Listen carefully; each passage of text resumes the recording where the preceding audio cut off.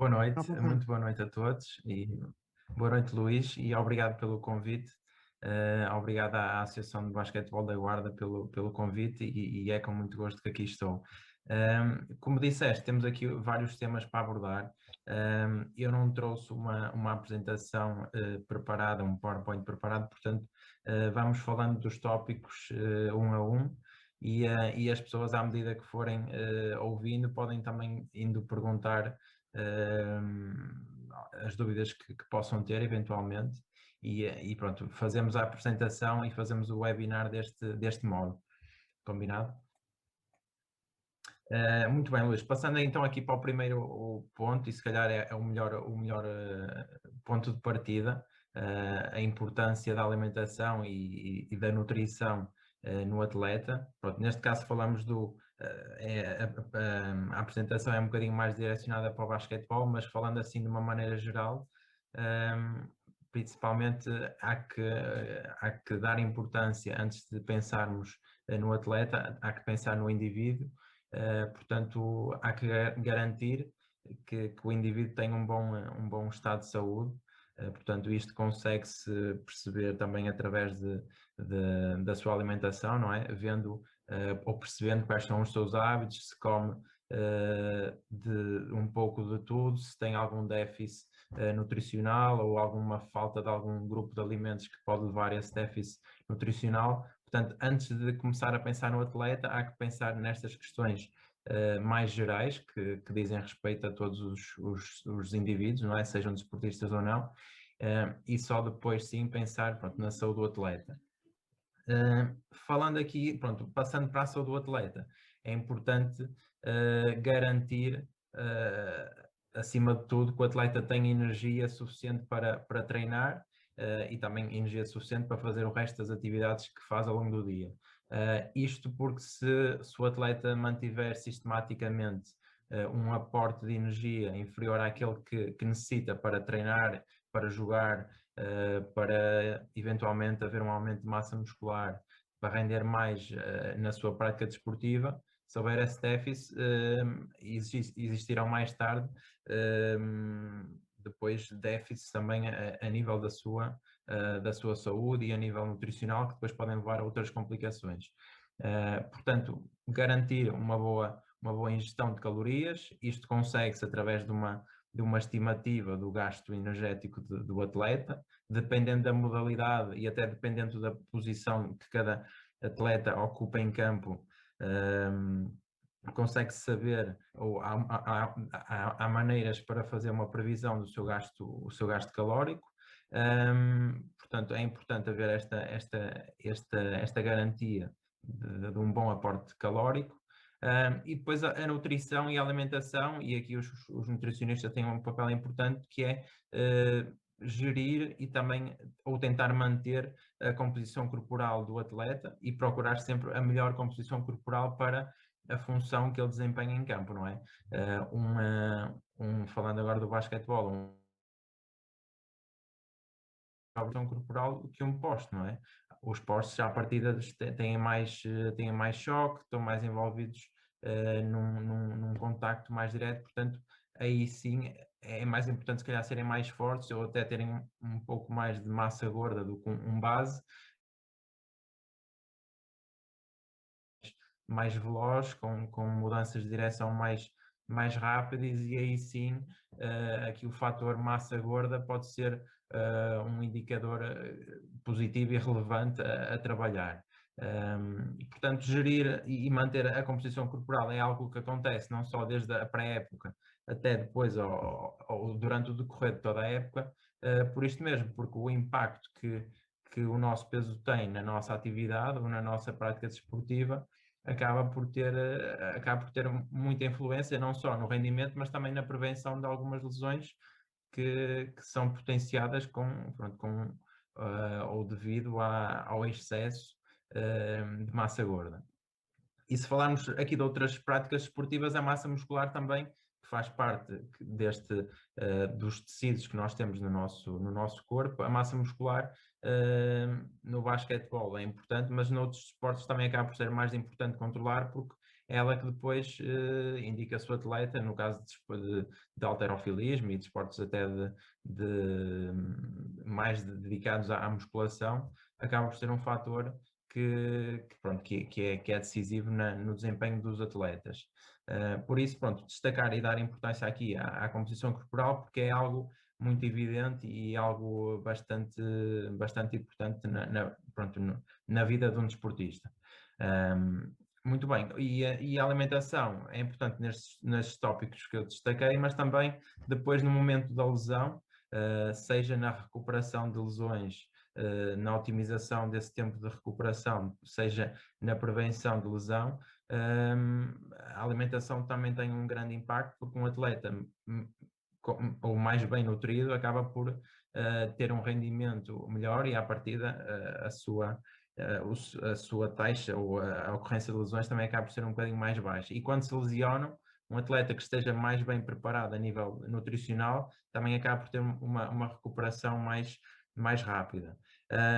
Independentemente disso, se for um atleta que não esteja assim tão bem nutrido e que se lesione, também existem estratégias nutricionais, seja através da alimentação, seja através de suplementação, para otimizar o tempo de lesão, seja uma lesão muscular, seja uma lesão óssea. Por isso, a alimentação cada vez mais tem um papel importante neste aspecto e também cada vez há mais estudos sobre estes aspectos. Não só sobre as lesões, mas de uma forma geral sobre toda a nutrição desportiva. Tem havido um grande crescimento nesta área e constantemente, diariamente, mensalmente, são lançados novos artigos sobre várias vertentes, por isso é uma área em grande crescimento que pronto, é preciso ter atenção e é preciso saber identificar as fontes que são mais credíveis para não cairmos aqui na tentação de nos informarmos em blogs, em páginas de Facebook e Instagram, que são tudo menos científicas e credíveis. Portanto, também algum cuidado com isso. Portanto, Luís, já abordei aqui este primeiro tópico. Não sei se queres agora guiar aqui a nossa sessão, ou a vossa sessão, aliás, mas pronto, acho que já deixei assim bem patente qual é que é o papel da nutrição e quais as áreas onde é possível intervir. Portanto, destaquei aqui as principais, existem muitas outras, mas acho que já ficou assim claro no que é que a nutrição e a alimentação pode ajudar os Sim, atletas. Pedro, deixaste aí tópicos bastante importantes que temos que ter em conta quando temos o nosso atleta, seja para a composição corporal dele, seja para âmbito de lesão ou para rendimento, para otimização do rendimento, como tu disseste, que deve ser preponderante termos a alimentação em conta também nesses aspectos.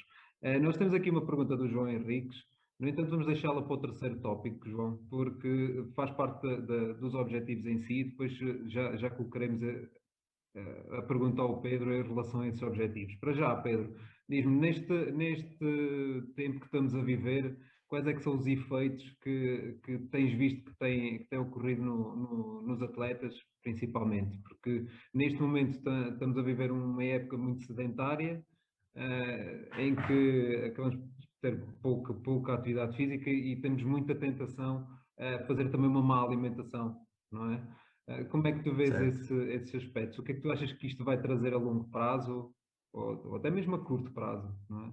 Certo, é assim, a curto prazo já se consegue perceber que o facto de estarmos, ou de praticamente todas as pessoas estarem mais tempo em casa, isso inevitavelmente leva a um menor gasto de energia, portanto, um menor gasto de calorias. As pessoas mexem-se menos, têm menos oportunidade para sair de casa, para se movimentarem, para estarem com outras pessoas, portanto, isso traduz-se num menor gasto de energia. E isto nota-se com atletas, por exemplo, atletas que vivam, não é, da prática desportiva, treinam uma hora e meia diariamente e depois, ou atualmente, vão para casa ou pouco mais fazem, portanto passam o resto do dia parados, sentados, a ver televisão ou a mexerem-se em casa, mas pouco gastam. Antigamente não era bem assim. Antigamente havia muito maior gasto calórico porque nem todos os dias eram assim, não é? Podia haver dias mais sedentários, mas certamente outros dias da semana os atletas acabavam por fazer outro tipo de atividades que levavam a esse gasto de energia. Eu refiro isto porque o gasto que a maior parte ou que a população tem com o exercício físico não é tanto como é o gasto de todas as outras atividades que fazemos durante o dia. Portanto, desde que nos levantamos até que nos deitamos, tudo isso tem um gasto calórico associado. E o gasto da atividade física também representa aqui uma parte importante. Ainda assim, não é superior a tudo o resto que fazemos durante o dia. Portanto, isso conta muito. E agora, em termos de pandemia, o que se verifica é que os jogadores que queiram, por exemplo, ou que vinham a perder massa gorda e a perder peso, e que até têm mais alguma dificuldade em controlar esse aspecto, acabam por estagnar ou por ver a sua perda de peso mais estagnada ou até ou mais reduzida, porque não têm este dispêndio de energia que tinham antigamente. Portanto, há que arranjar aqui outras estratégias para controlar o peso e se alguém estiver num processo de perda de peso para evidenciar essa perda de peso, porque através da atividade física, que não é, ou tudo aquilo que não é exercício, como não despendem energia por essa via, há que arranjar outras maneiras de o fazer. E pronto, isto é uma das dificuldades que a pandemia tem trazido, mas há sempre soluções.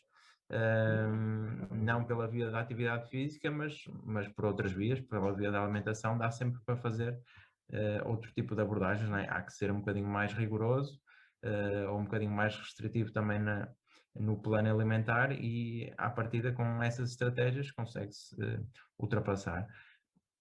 Mas com atletas profissionais o que eu tenho, pronto, o que eu tenho visto é um bocadinho isso, é uma maior dificuldade na gestão da sua composição corporal por causa desta inatividade física depois do treino. Um bocadinho mais isto, sim. Exatamente. Não é fácil agora reiniciarmos novamente a atividade depois deste período de tanto tempo parados, não é? O que é que recomendarias eventualmente a terem em conta, né, neste início de atividade, quando iniciarmos a atividade, em relação à alimentação, porque parece que não, mas muito provavelmente também temos aqui uma grande quebra de massa muscular, não é? O que é que Certo. eventualmente recomendarias nesse aspecto, por exemplo?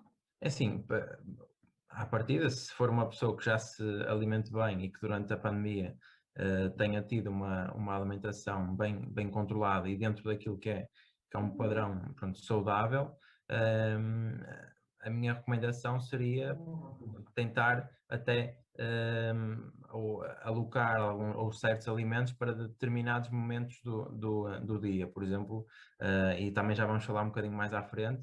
Ou seja, podíamos otimizar o plano alimentar, dando-lhe, por exemplo, mais energia antes do treino, para a pessoa estar um bocadinho mais disponível para esse treino. Estratégias como, por exemplo, cafeína antes do treino também é uma boa solução, lá está, para despertar, para ativar um bocadinho o indivíduo para essa atividade. Depois do treino, garantir, pronto, um bom aporte de proteína e no caso de um atleta também um bom aporte de hidratos de carbono para, lá está, haver uma recuperação um bocadinho mais otimizada. E pronto, tudo isso são estratégias que podem facilitar o retomar porque conseguimos otimizar ou seja, conseguimos otimizar a utilização dos alimentos, pronto, que têm um objetivo, que é recuperar, é tornar o atleta mais disponível para o treino, mas é isso, ou seja, mas o retomar também ou o minimizar aqui de alguns estragos é também, e isto já não falo no caso dos atletas, quer dizer, também posso falar porque se houve algum estrago durante a pandemia, convém que esse estrago a nível de composição corporal seja seja resolvido o mais depressa possível. Portanto, tentar retirar da sua alimentação alguns alimentos, mesmo que sejam saudáveis, mas alimentos mais calóricos, por exemplo, a questão dos óleos, a questão de óleos ou gorduras como o azeite, tentar reduzir um bocadinho, reduzir a ingestão de frutos gordos, porque apesar de serem muito bons também são bastante calóricos.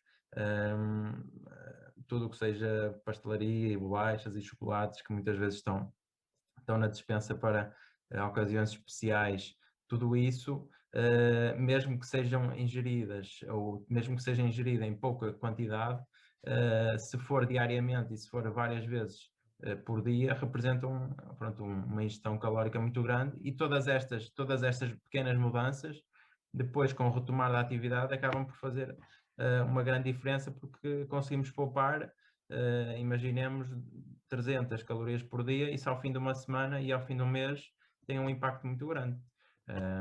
Por isso, a minha sugestão é essa: quando se reiniciar ou voltar com a atividade física, tentar ter os hábitos um bocadinho melhorados para retomar a normalidade. É um bocadinho isso.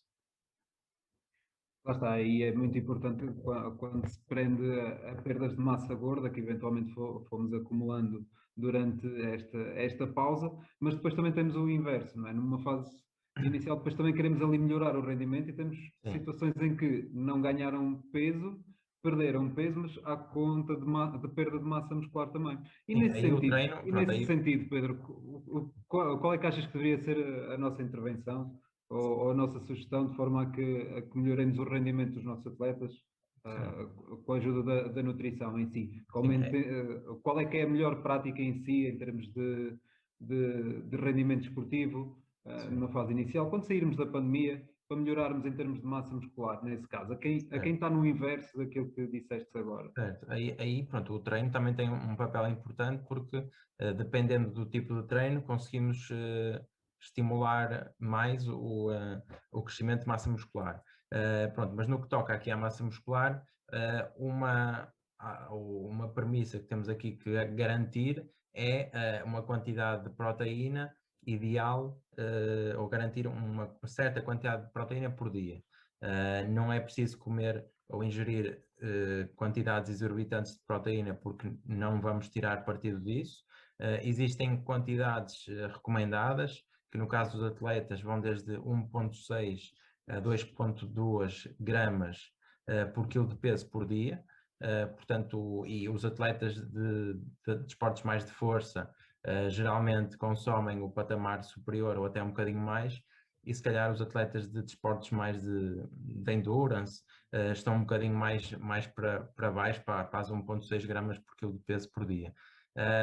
Mas pronto, garantir este aporte proteico é fundamental, e esta quantidade de proteína deve ser também bem repartida ao longo do dia, portanto não é suficiente comer um bom almoço e comer um bom jantar, que são as refeições que geralmente têm mais proteína, não é? Proveniente das fontes animais, seja a carne, seja também o peixe, os ovos, ou fontes de proteína vegetal. Mas devemos também distribuí-la nas outras refeições do dia, ou seja, pequeno almoço, meio da manhã, almoço, meio da tarde, jantar, eventualmente ceia, porque assim conseguimos estimular várias vezes e ao longo do dia todo o processo que leva a esse ganho de massa muscular. Pronto, e juntamente com o exercício, a massa muscular à partida, e se for bem trabalhada, e se o treino for o correto, não é? Acaba por haver uma hipertrofia, um crescimento de massa muscular, garantindo isto. Pronto. E para além da quantidade e da frequência da ingestão, também é importante que a proteína seja de qualidade. Portanto, e aqui quando digo qualidades, refiro-me à composição, ao perfil dessas proteínas. Portanto, os aminoácidos presentes nessas proteínas devem ser os ideais, ou devem ter o melhor perfil possível. Portanto, e aqui dar mais, ou privilegiar as fontes animais, que geralmente são proteínas completas, e as fontes vegetais não são tão valiosas, à exceção da soja, que acaba por ter um perfil também interessante, mas as fontes de proteína animal, como a carne, como o peixe, como os ovos, como os laticínios, como a proteína whey, a caseína, são as melhores fontes de proteína que existem, portanto devem ser preferidas, ou se essas não forem preferidas, se forem preferidas as vegetais, deve haver uma combinação de proteínas vegetais para se garantir o melhor aporte ou a melhor qualidade possível. Portanto, garantir isto, e para haver esse crescimento muscular também é preciso que as pessoas ou que os indivíduos estejam num balanço calórico positivo, ou seja, têm que ingerir mais calorias do que aquelas que precisam para haver esse crescimento de massa muscular. Portanto, se alguém que procura perder peso tem que ingerir menos do que aquilo que precisa, de uma forma simples é isto, para alguém que quer aumentar de peso e ter uma hipertrofia muscular, tem que consumir mais do que aquilo que precisa para ter esse crescimento. Pronto, e para além disso, também a importância do descanso, reforçar a questão do treino, que é importante e acaba por ser também o principal meio para garantir a massa muscular. Não basta comer muito e comer a dose certa de proteína, é preciso que haja o estímulo anterior para que isso tenha efeito, não é? Claro, ora, entretanto, então, já fizemos aqui um background sobre uma fase inicial da nutrição, todos os aspectos que envolvem essa temática, a importância em si, recapitulando um bocadinho, a importância em si da nutrição para o rendimento esportivo e todos os componentes adjacentes dela, os efeitos que eventualmente a pandemia nos podem trazer e quais as preocupações a ter ao iniciarmos a atividade novamente, tendo em conta a competição dos nossos atletas nesta altura, não é? Agora resta-nos ir para o foco principal depois da questão, não é? Pedro, Certo. e alimentações pré-treino, durante o treino, final do treino, que tipos de refeições é que eventualmente podem fazer? Quais é que são as alimentações de competição também? Se há diferenças, se não há? Vamos tentar abordar então um bocadinho esse tema, Certo. aproveitando aqui a pergunta que o João Henriques também fez. Que Eu tipo não de estou a ver as refeições? questões. As questões estão aqui no Zoom, não? Sim, sim, cá embaixo no QA. Tens aí embaixo a plataformazinha do QA, Pois que eu estou não com é? isto.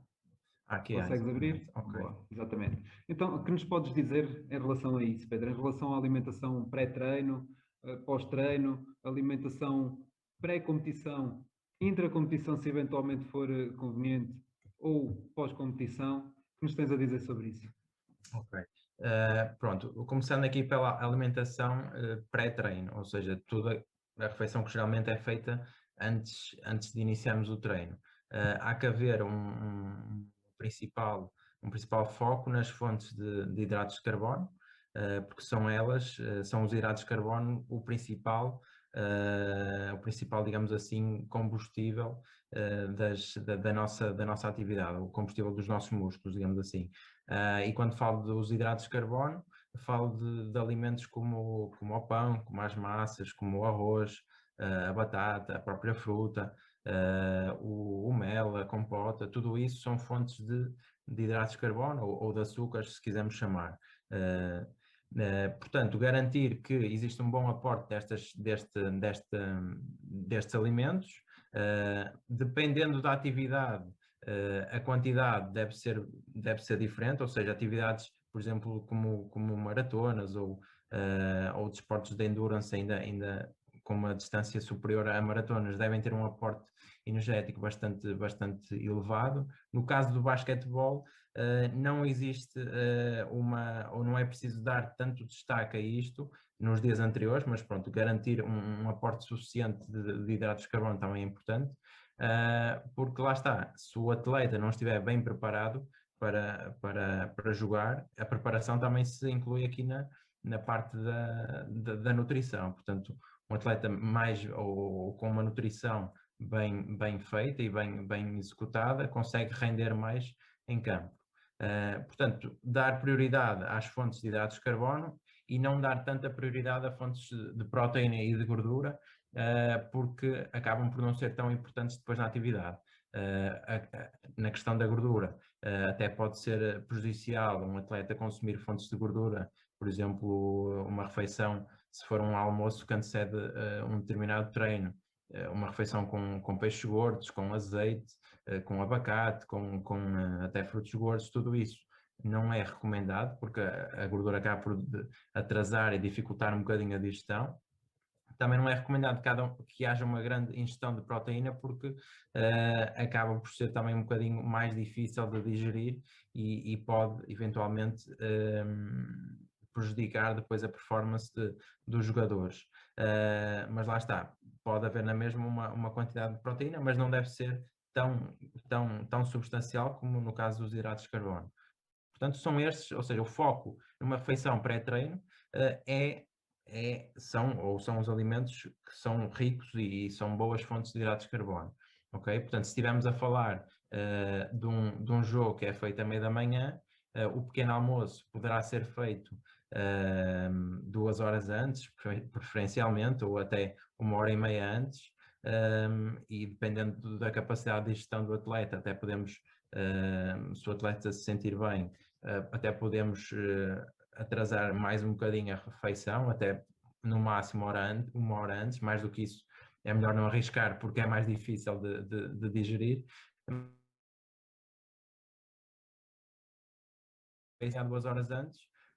Se for um lanche, o lanche pode ter, lá está, fontes como o pão, como panquecas, como fruta, compotas, mel, tudo isso são boas opções, marmelada, mas são excelentes fontes de açúcares, mesmo sumos de fruta, ok?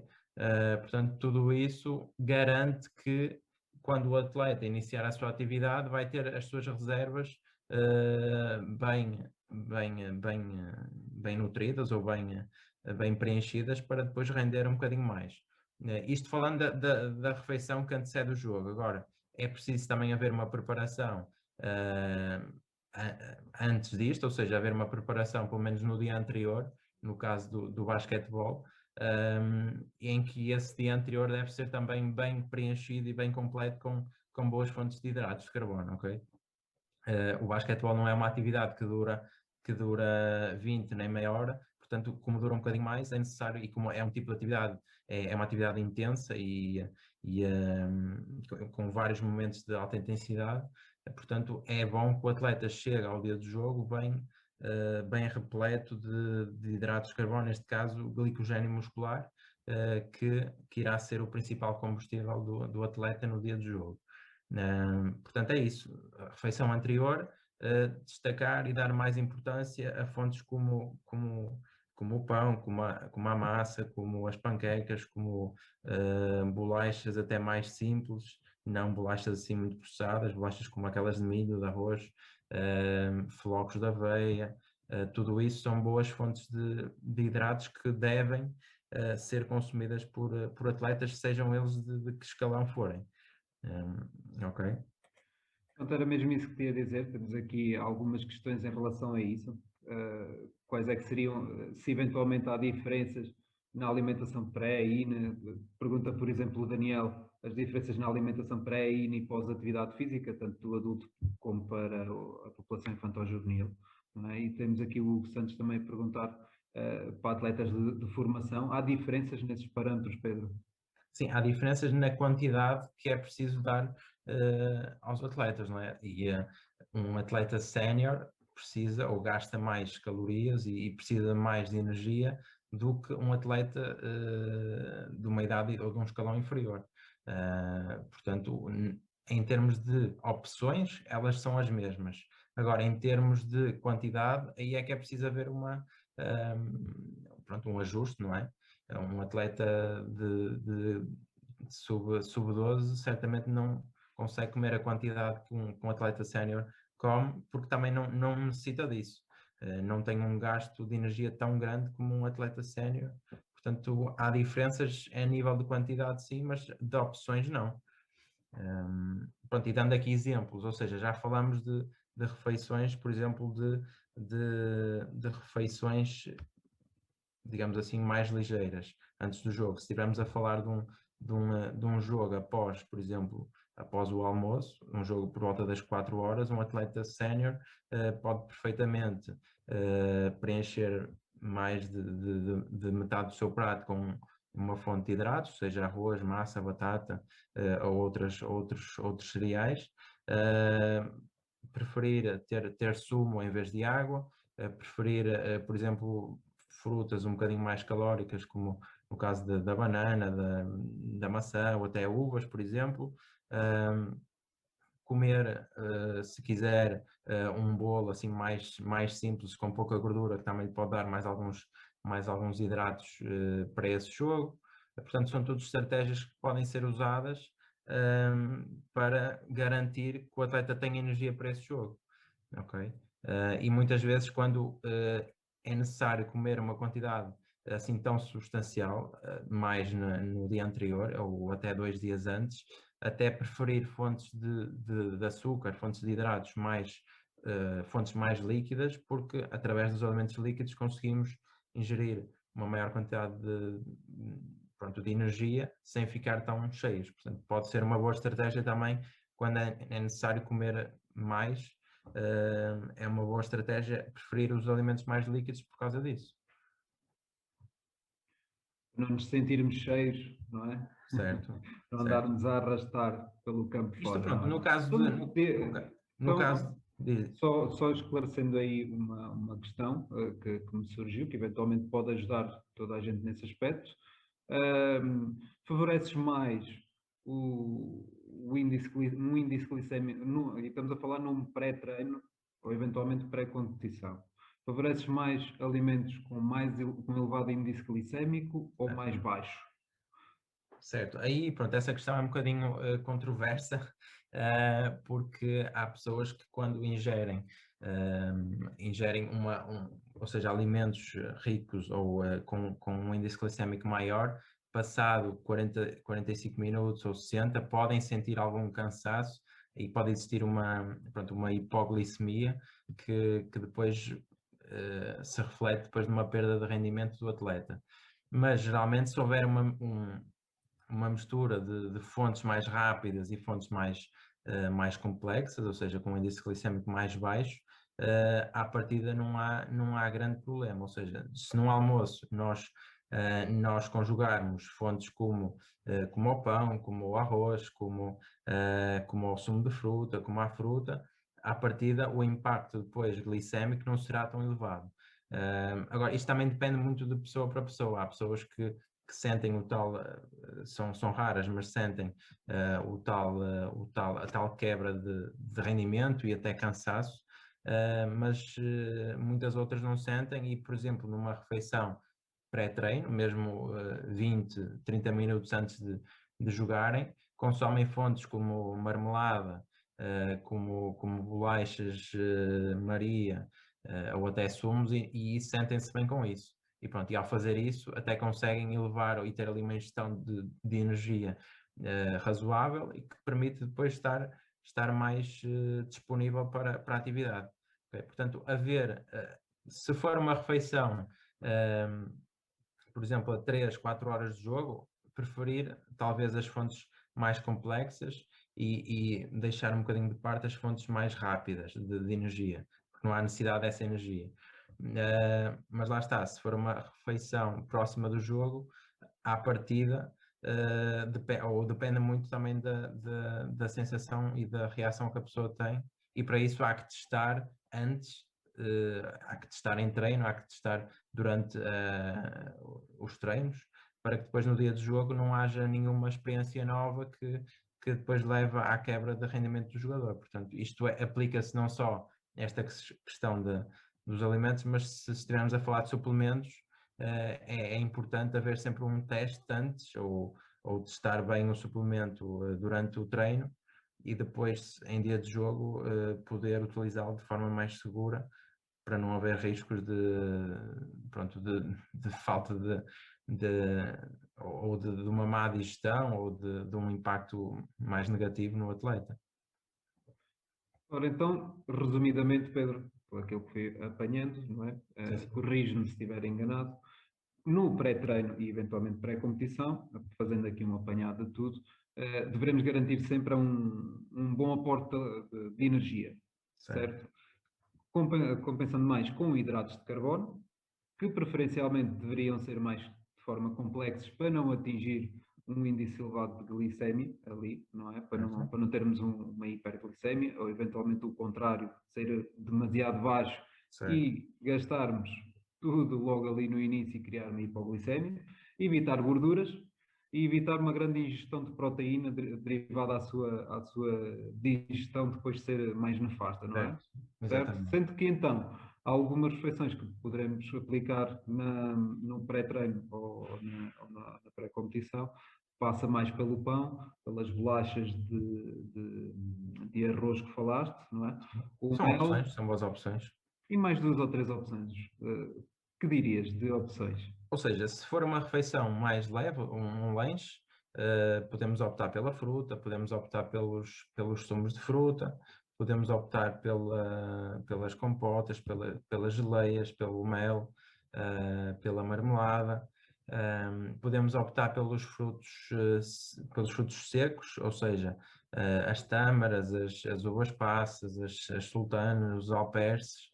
Portanto, tudo isso são boas fontes ou excelentes fontes de energia que podem ser utilizadas em refeições assim mais leves. Pronto, se falarmos de um almoço, algumas dessas também podem ser utilizadas num almoço, mas lá está, no almoço preferir o arroz, a massa, as batatas, quinoa, eventualmente, o pão. Colocar, por exemplo, o pão na sopa também é uma boa estratégia. E pronto, e fugir um bocadinho às fontes de gordura, às fontes de fibra, portanto, nestes dias de competição, tentar fugir um bocadinho àqueles legumes que são mais difíceis de digerir, porque podem, lá está, preenchem ou se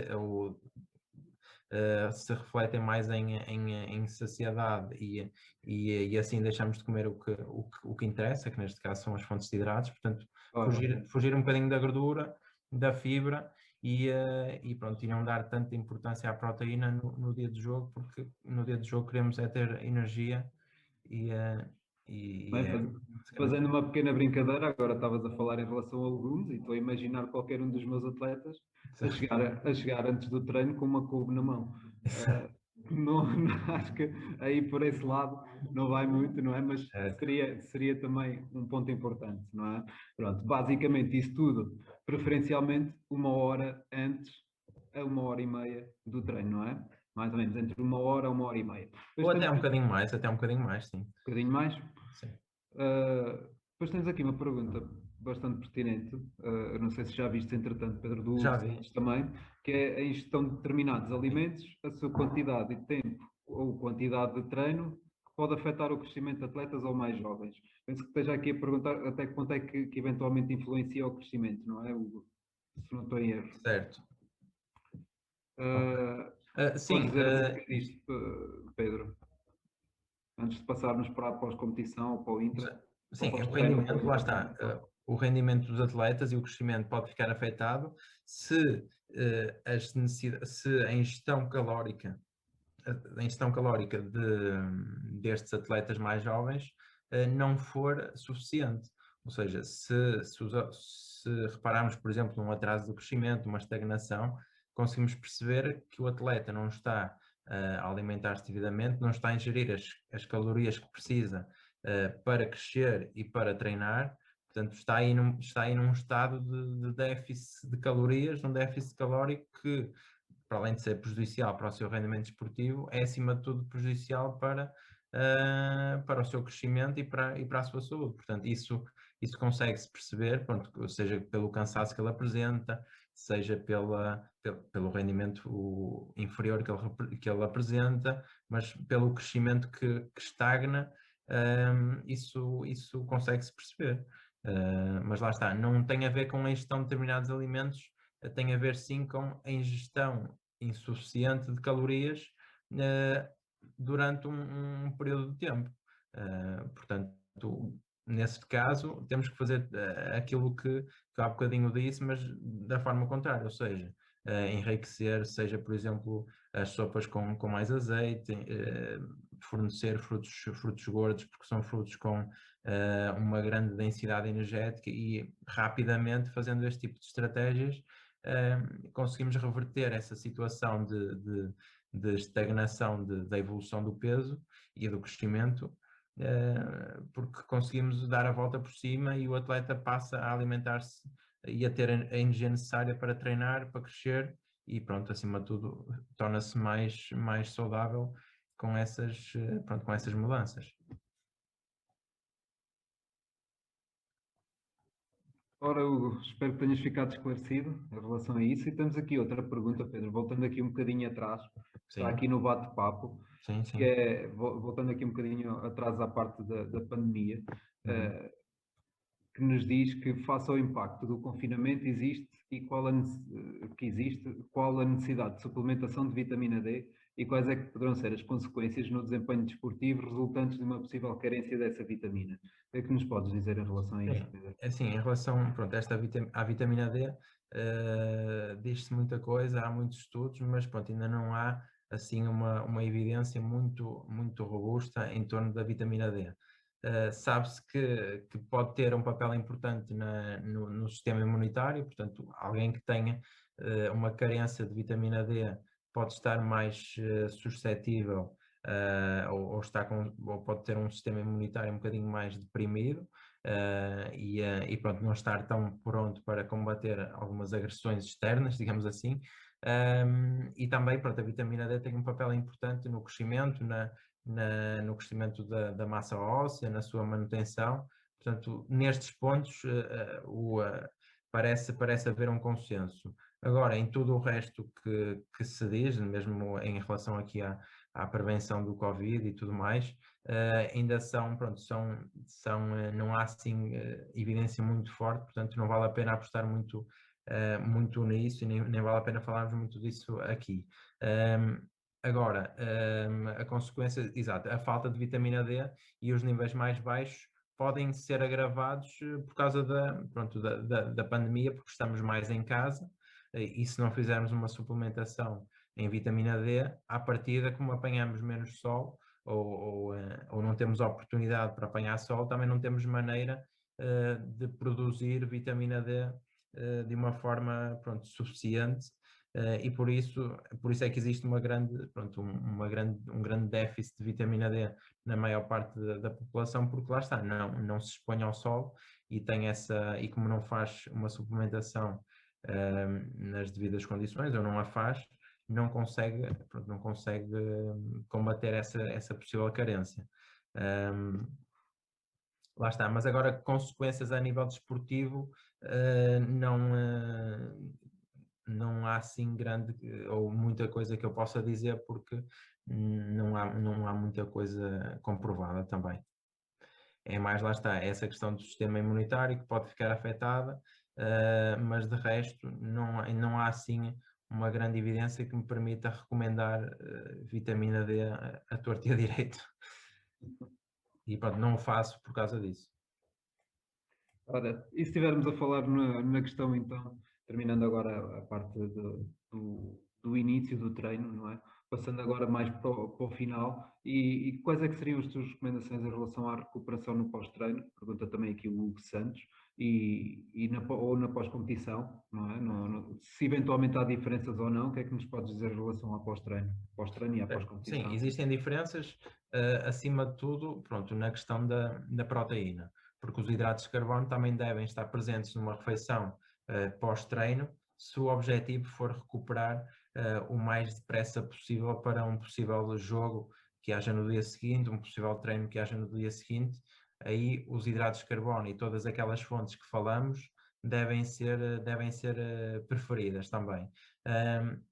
A par dos hidratos de carbono na recuperação. A proteína, como há bocadinho já referi, também tem um papel importante, e é a proteína, são as fontes de proteína que vão ajudar a recuperar os tecidos musculares, os tecidos, sejam musculares, sejam outros, que se danificaram e que foram utilizados.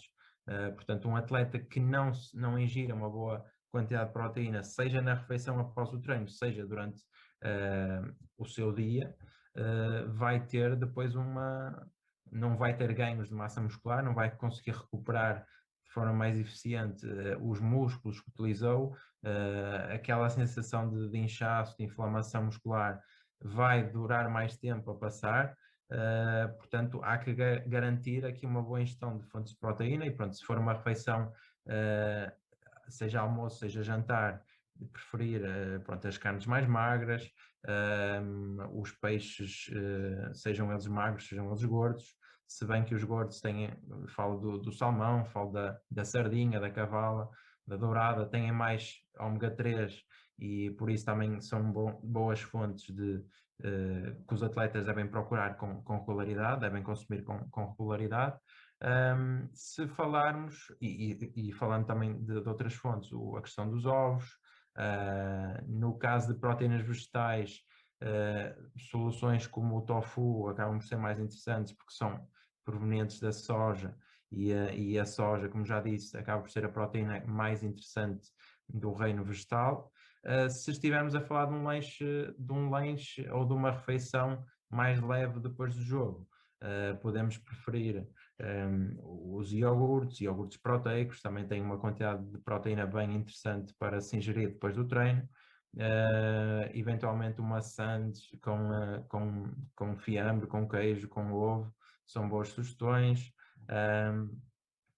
O leite também é um excelente recuperador. Se for leite com o leite achocolatado, tem aqui o melhor dos dois mundos de ser uma excelente fonte de proteína e também ter algum açúcar adicionado, e também tem o cacau que acaba por ser uma boa ajuda na recuperação.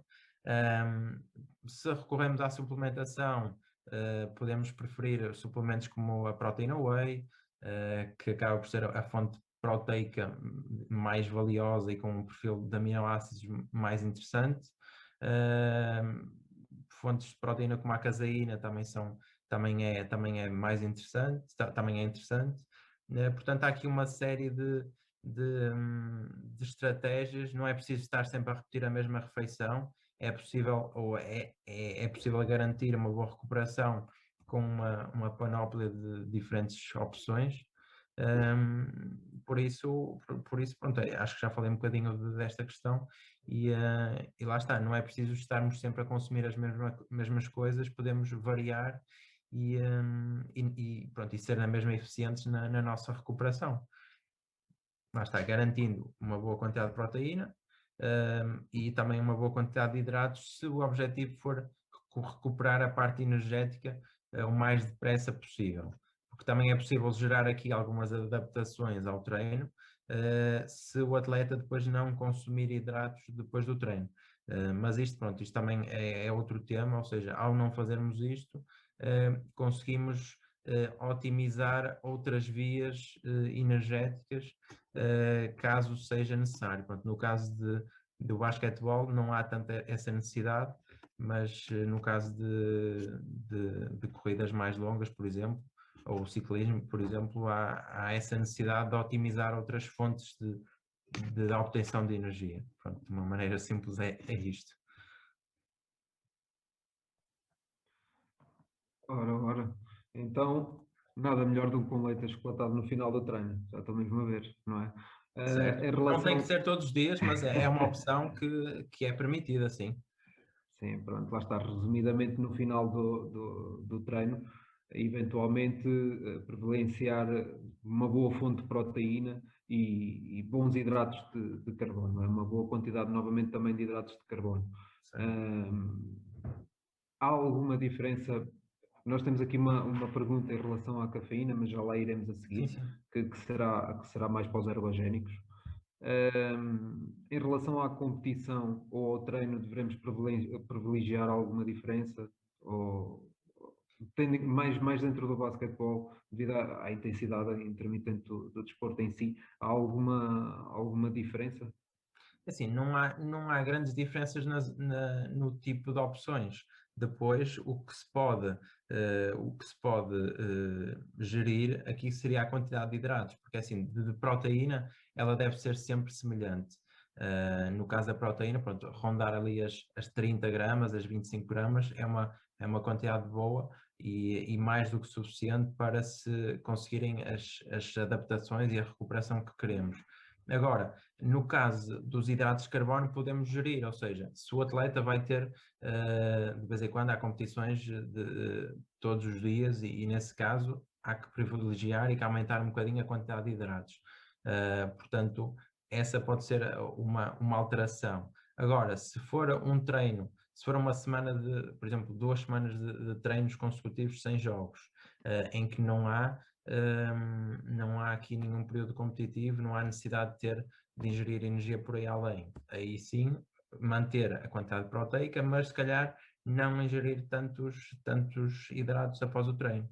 Ou seja, se o jogador for jantar após o treino, se calhar manter ali um quarto ou um terço do prato com os seus bifes de frango e se calhar não ingerir metade do prato de arroz, ingerir só um quarto do prato, porque se calhar isso vai permitir ao atleta manter-se num balanço energético. Portanto, são essas as minhas sugestões, ou seja, variar a quantidade de hidratos consoante a exigência competitiva e consoante o dispêndio energético que tivemos eventualmente no treino ou que vamos ter no dia seguinte. É um bocadinho isto. E terminando aí, então, que já fizeste mais ou menos um apanhado no final do treino e da competição, vamos retroceder um bocadinho só, aí na competição, Certo. para nos dizeres em relação ao intervalo, à intracompetição, porque no caso do treino não será em si essencial, mas na competição, nos tens a dizer em relação, o que é que poderá ser bom de fazer no intervalo, por exemplo, do jogo? Certo. Houve aqui um ponto que ainda não falámos, foi a questão da hidratação. Claro. E a hidratação, ou seja, a hidratação deve Sim, ser. sim, podes, Ainda bem que voltamos aqui durante a tua exposição, podes falar já disso, sim. Portanto, a hidratação é importante durante o intervalo e durante todo o jogo, mas também é importante no período que antecede o jogo. Portanto, um atleta que chegue com um nível de hidratação bom, e isto consegue-se perceber, por exemplo, com a cor da urina, se o atleta estiver, se a sua urina for clarinha e for abundante, conseguimos perceber que ele está bem hidratado. Portanto, garantir um bom estado de hidratação no início da partida e depois durante o decorrer da partida também ingerir uma quantidade razoável de líquidos. Portanto, num jogo de basquetebol, meio litro, 600 mililitros já é uma quantidade boa e mais do que suficiente para permitir o atleta ou para permitir que ele esteja bem hidratado. Claro que há atletas que suam mais, outros que suam menos, isso também deve ser tido em conta. Pronto, isso é um dos fatores. Depois, intrajogo e intratreino, intratreino pode não haver essa necessidade e a água basta, mas intrajogo pode haver aqui a necessidade de dar um estímulo também de energia. Isso consegue-se, por exemplo, com bebidas isotónicas, ou seja, sejam as Powerade, seja Isocarbo, seja Isostar, essas bebidas que têm uma mistura de sais e uma mistura de hidratos mais rápidos, permitem ao atleta ingerir ali uma certa quantidade de hidratos, sejam 15, 30 gramas de hidratos, que já dá um estímulo e esse estímulo pode ser importante no decorrer do jogo ou na segunda parte do jogo, eventualmente. Portanto, uma bebida isotónica ou géis energéticos também têm uma quantidade de cafeína residual, mas pode dar algum estímulo, são boas estratégias. Se não quisermos recorrer a suplementos ou a bebidas isotónicas ou a géis, alimentos como cubinhos de marmelada, até geleia ou compota embalada são opções. Bolachas mais simples também permitem ou dão alguma energia. Fruta como banana também são boas opções. Portanto, não é necessário num jogo de futebol que haja uma ingestão muito grande de energia, mas se houver uma pequena ingestão, essa ingestão já pode ser benéfica. Ok? Um atleta, por exemplo, que tenha também alguma predisposição para para ter queimbras, por exemplo, a questão das bebidas isotónicas e dos géis podem ser relevantes porque muitos desses produtos têm sódio principalmente e têm outros eletrólitos ou sais minerais, mas é principalmente o sódio que permite atrasar ou controlar um bocadinho as queimbras, e pronto, à partida conseguims minimizar esse problema, embora pronto, a questão das queimbras não esteja só relacionada com esta falta de eletrólitos ou a questão do suor, mas pronto, é mais uma ajuda para evitar esse problema das queimbras. E pronto, e por isso uma bebida isotónica acaba por ser um melhor dos mundos, por ter a parte dos hidratos e a parte dos sais, mas lá está, existem várias soluções para estarem ao intervalo, se bem que a água, que a hidratação deve estar sempre bem presente neste momento do jogo. Há diferenças a ter em conta, Pedro, em relação aos escalões em si? Diz isto, não percebi. Há diferenças a ter em conta em relação aos escalões em si? Ou há recomendações diferentes? É assim, certo, aqui as bebidas isotónicas podem não ser de todo necessárias em escalões mais baixos. Aí pode, lá está como referi antes, pode não haver a necessidade de dar tanta energia aos escalões inferiores. Portanto, soluções como, por exemplo, seja sumo de fruta, seja fruta mesmo, podem ser soluções um bocadinho mais, mesmo mais apetecíveis, não é? Porque os escalões mais jovens se calhar não ligam tanto à questão das bebidas isotónicas e dos géis e pronto, podem privilegiar mais a fruta do que essas soluções. Mas lá está, não há, as diferenças não são muitas, mas é mais a nível de energia, ou seja, não é preciso dar tanta energia a um miúdo de 14, de 15, pronto, acima disso já conseguimos ou temos muitas semelhanças pronto, a atletas mais séniores, portanto, sub-18, sub-19, sub-17, já as recomendações acabam por ser muito semelhantes, mas abaixo disso já não é preciso dar tanta energia. Ora, não terá tanto, não é necessário tanto ênfase nesse sentido, não é? Certo. Hugo, já iremos no final à tua questão, já que é antes de dormir, será antes de terminarmos, está bem? Vamos passar antes para o último tema, que é em relação à suplementação e às ajudas ergogénicas. Neste caso, mais comuns para o rendimento, nomeadamente no basquetebol. Neste caso, já estávamos a falar em relação a algumas ajudas na intracompetição, não é? Mas, Pedro, que tipo de suplementação, ou principalmente que normalmente temos aí ajudas ergogénicas bem mais acessíveis do que a suplementação comprada, tipo proteínas e afins, que ajudas ergogénicas é que poderemos ter que nos sejam benéficas ao rendimento, não é? Tanto que possamos usar a nível de formação até séniores, não é? E que tipo de suplementação é que seria aconselhável? Certo. Pronto, aqui há que fazer novamente aqui a diferença entre os escalões de formação e os atletas mais velhos. Portanto, as recomendações que eu vou dar são mais direcionadas nesta fase para os mais velhos.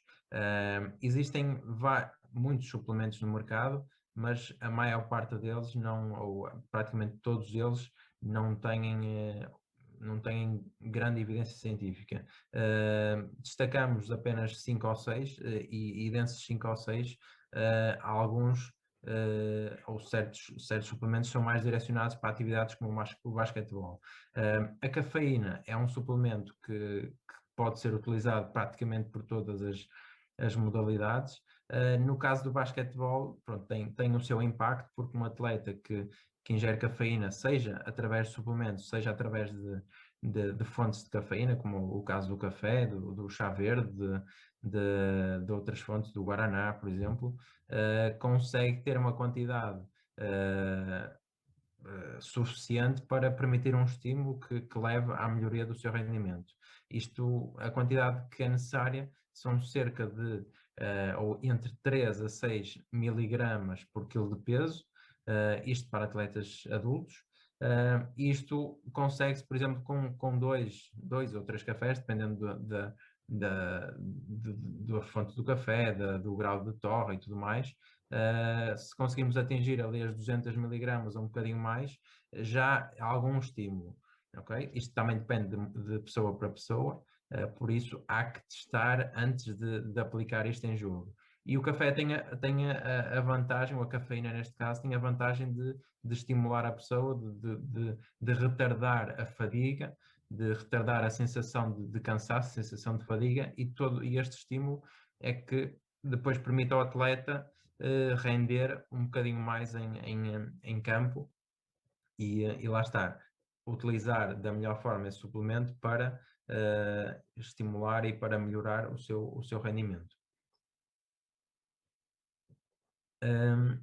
Algo que deve ser feito e que é necessário algum cuidado ou seja, o efeito da cafeína é mais evidente também se nos dias anteriores aos jogos não houver uma ingestão de cafeína ou de café. Ao fazermos isto, ao fazermos esta abstenção de cafeína durante o período que antecede o jogo, conseguimos depois, no período do jogo, que a cafeína tenha um maior impacto e que nos consiga despertar e tornar mais disponíveis para a atividade do que se tomássemos a cafeína durante toda a semana, por exemplo. Portanto, a cafeína é um suplemento já estudado há muito tempo, o seu impacto é bastante evidente, seja numa modalidade como o basquetebol, seja em desportos de força, como o crossfit, como o halterofilismo, seja em desportos de endurance, como o ciclismo, como a corrida. Portanto, a cafeína é um bocadinho transversal a todas as modalidades e parece que os benefícios são muitos. Por isso, o atleta sénior não perde nada em utilizá-la. Claro que para atletas de 15, 14, 13, a minha sugestão seria não tomar, porque para além dos estudos não serem tantos, pode haver aí algum impacto e o melhor é não arriscar. Portanto, não há também a necessidade desse estímulo, há que privilegiar outro tipo de abordagem com esses atletas e deixar os suplementos um bocadinho de parte nesses escalões. Mas pronto, relativamente à cafeína é isto, o principal é esta facilidade de estimular a pessoa, de deixar a pessoa mais disponível, de retardar a sensação de cansaço e pronto, com isto o atleta acaba por sair beneficiado. Okay. Ora, lá está. Aí, lá está, as ajudas ergogénicas e a suplementação. Claro, eu concordo com aquilo que tu disseste, que deve ser sempre mais para os escalões mais velhos, como é óbvio. Em relação à suplementação em si, há sempre ali alguma janela metabólica, não é, Pedro? Sim, aqui no caso da cafeína, sim. Em relação à Exato. cafeína, Certo. que tempo mais ou menos de antes, por exemplo, se Certo. aconselhasses um atleta sénior a fazer a ingestão de café, após esses 2, 3 dias de abstenção, seria quanto tempo antes? Certo, a cafeína deve ser ingerida mais ou menos 45 minutos a 60 minutos do início da partida. Isto porque, passado esse tempo, é que a cafeína atinge ou entra na corrente sanguínea e aí sim é que há o efeito dela é passado esse tempo. Portanto, deve ser feita, essa ingestão deve ser feita, por exemplo, até pode ser feita juntamente com um snack que o atleta esteja a comer no momento que antecede o jogo, mais ou menos 45 minutos a 60 minutos antes, pode ingerir qualquer coisa e juntamente com isso a cafeína em cápsula, a cafeína em café, como preferir, mas tentar que seja nestas quantidades porque são estas as quantidades que têm impacto. Portanto, se fizermos uma conta assim rápida, um jogador de 80 quilos, por exemplo, se ingerir o teto mínimo da dose de cafeína, tem que ingerir 240 miligramas, ou deve ingerir essa quantidade, portanto, entre 240 a 480 miligramas.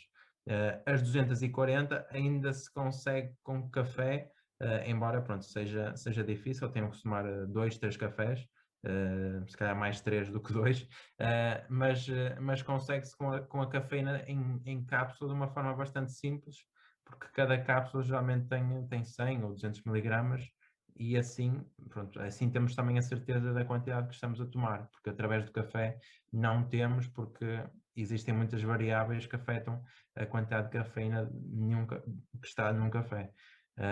Mas sim, e depois, ao longo da atividade, neste caso pode não ser muito relevante, mas ao longo da atividade podemos ir reforçando essa quantidade de cafeína através dos géis, através das gomas de cafeína, através de reboçados que têm cafeína, mesmo as próprias bebidas isotónicas podem levar cafeína adicionada.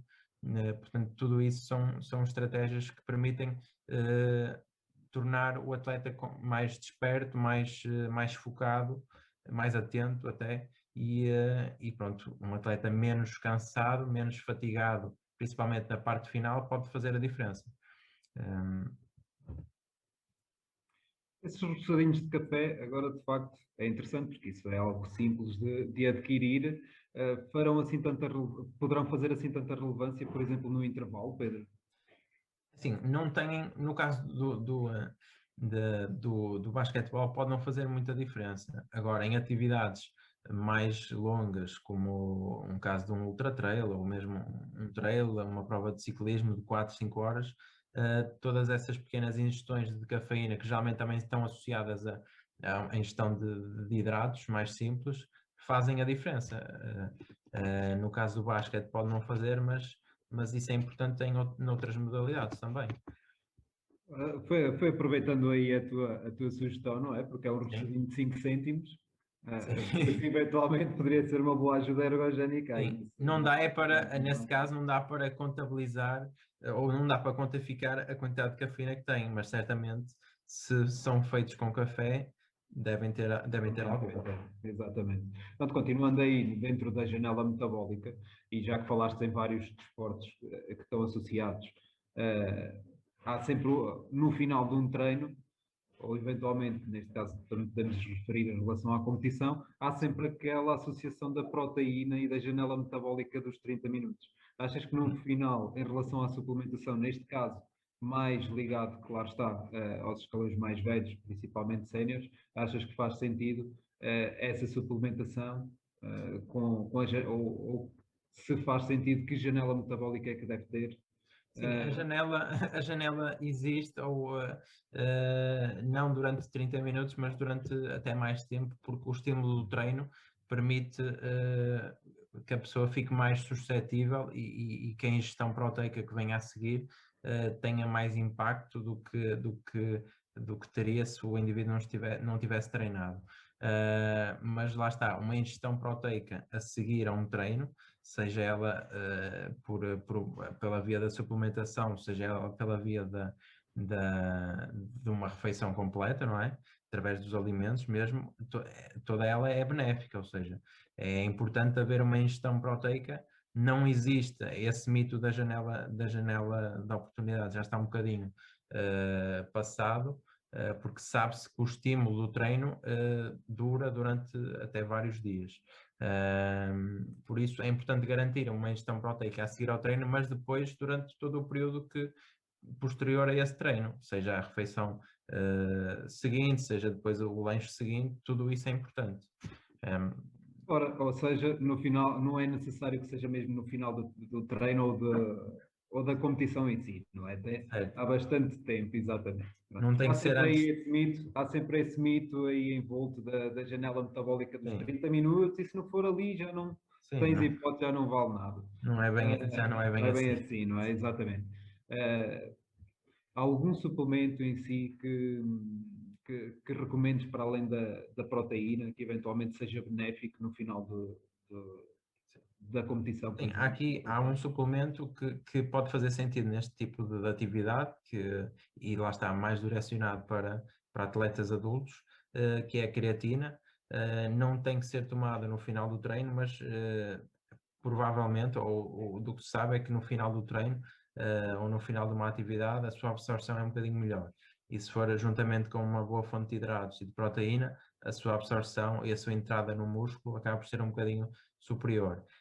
E a creatina tem um grande impacto neste tipo de atividade, que é uma atividade tal como o futebol ou o handball, uma atividade intensa, não é? Que tem vários momentos de alta intensidade, e a creatina intervém neste tipo de movimento, ou seja, tudo aquilo que são saltos, que são sprints, que são movimentos de explosão, ao termos mais creatina dentro do músculo, conseguimos suportar e conseguimos fazer esse tipo de movimentos de forma mais repetida, com uma maior potência, uma maior produção de força, e também conseguimos recuperar de uma forma mais rápida e executá-los mais vezes, ou seja, conseguimos estar mais preparados para este tipo de movimentos. E pronto, a ingestão da creatina deve ser feita, ou só se consegue atingir uma quantidade ergogénica através da suplementação, porque para atingir uma quantidade tão elevada através da alimentação, era necessário comer quilos e quilos de carne, e isso não é possível.